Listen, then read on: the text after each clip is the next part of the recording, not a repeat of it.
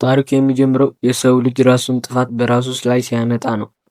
ምድር በሙቀት መጨመር አስጊ ደረጃ ላይ ስትደርስ ሳይንቲስቶች መፍትሄ ነው ብለው ያሰቡት CW7 የተባለ ኬሚካል ወደ ሰማይ ይረጫሉ። ነገር ግን ኬሚካሉ ከታሰበው በላይ ቅዝቃዜ በማምጣቱ መላው ዓለም በሰከንዶች ውስጥ በበረዶ ትሸፈናለች።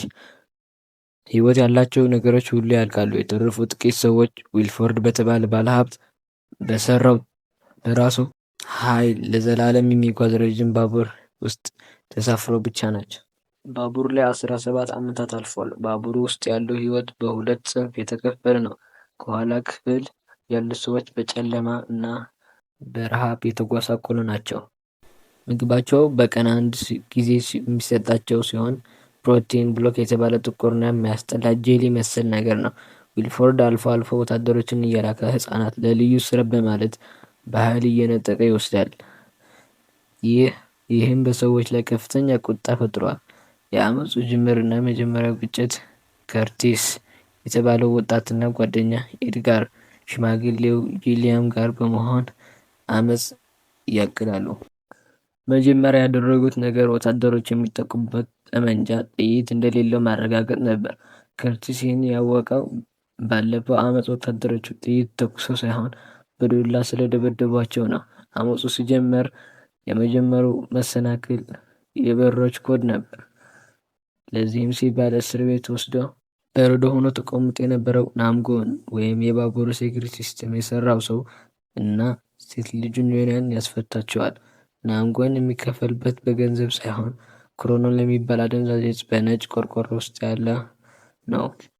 አመፀኞች ወደፊት እየገፉ ሲሄዱ ፕሮቲን ብሎክ ወደሚመረትበት ክፍል ይደርሳሉ። እዚያም የሚበሉት ምግብ በሙሉ በሚሊዮኖች የሚቆጠሩ በረሮዎች ተፈጭቶ የሚዘጋጅ መሆኑን ያያሉ። ይህ አስከፊ እውነታ በባቡር ውስጥ ስላለው የሰው ልጅ ክብር ዝቅጠት ትልቅ ማሳያ ነበር። በመቀጠል የውሃ ማጣሪያ ክፍል ይቆጣጠራሉ። ይህም ለባቡሩ ሕልውና ወሳኝ በመሆኑ ለተወሰነ ጊዜ ለበላይነት እንዲያገኙ ያስችላቸዋል። ባቡሩ ረጅም ዋሻ ውስጥ ሲገባ የዊልፎርድ ወታደሮች ሌሊት ማያ መነጽር ወይም ናይት ቪዥን በመጠቀም ጥቃት ይሰነዝራሉ። አመፀኞች ምንም ማየት ባለመቻላቸው ብዙ ሰው ይሞትባቸዋል። ነገር ግን ከርቲስ ብልሃት ይጠቀማል። በኋላው ክፍል የመጣው ሕፃን ችቦ ይዞ እንደመጣ በማድረግ ብርሃን ይፈጥራል። በብርሃኑ እገዛ ወታደሮች ያሸንፋል። ነገር ግን በዚህ ውጊያ ከርቲስ የቅርብ ጓደኛው ኤድጋርን ያጣል። ከርቲስ ናምጎን እና ዮና ወደፊት ጉዟቸው ይቀጥላሉ። አሁን የሚያስፈልጓቸው ክፍሎች እንደ ተረት ናቸው። የአሳ ማርቢያ፣ ትኩስ ሱሺ የሚበላበት እና ውብ አሳዎች ያሉበት ነው። የአትክልቶች ቦታ፣ ትኩስ ፍራፍሬዎች እና አትክልቶች የሚበቅሉበት ቦታ ነው። ትምህርት ቤቱም ሕፃናት ስለ ዊልፎርድ ቅስና ባቡሩ ከቆመ በኋላ ሁሉም እንደሚሞቱ የሚሰግቡበት ክፍል ነው። እዚህ ክፍል ላይ መምህርቷ በድንገት ሽጉጥ አውጥታ የአመፁ አባላት ለመግደል ትሞክራለች። ከርቲስም ወደ ዋናው ሞተር ክፍል ሲቃረቡ ከርቲስ ለናምጎን ልቡን ሰብሮ አንድ ምስጢር ይነግረዋል።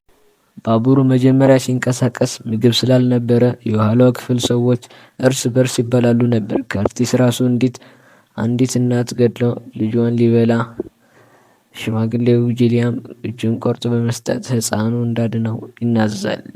ያ ሕፃንም ኤድጋር ነበር። ይህ ከርቲስ ለዊልፎርድ ለመግደል ቆርጦ ይነሳል።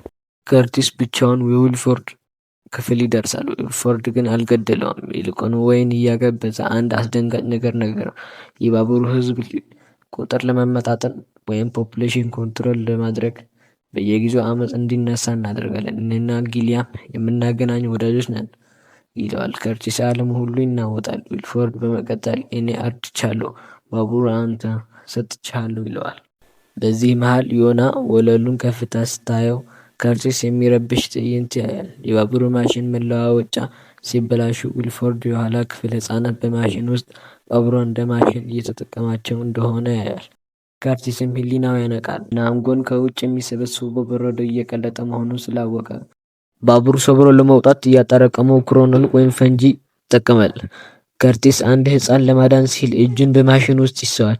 ፍንዳታው ሲከሰት ባቡሩ ከሀዲዱ ወጥቶ ይጋጫል። ታሪኩ የሚያበቃው ከፍንዳታው የተረፉ ሁለት ሕፃናት ዮና እና ታይሚ ከባቡሩ ፍርስራሽ ወጥተው ነጭ በረዶ የለበሰው ተራራ ሲያዩ ነው።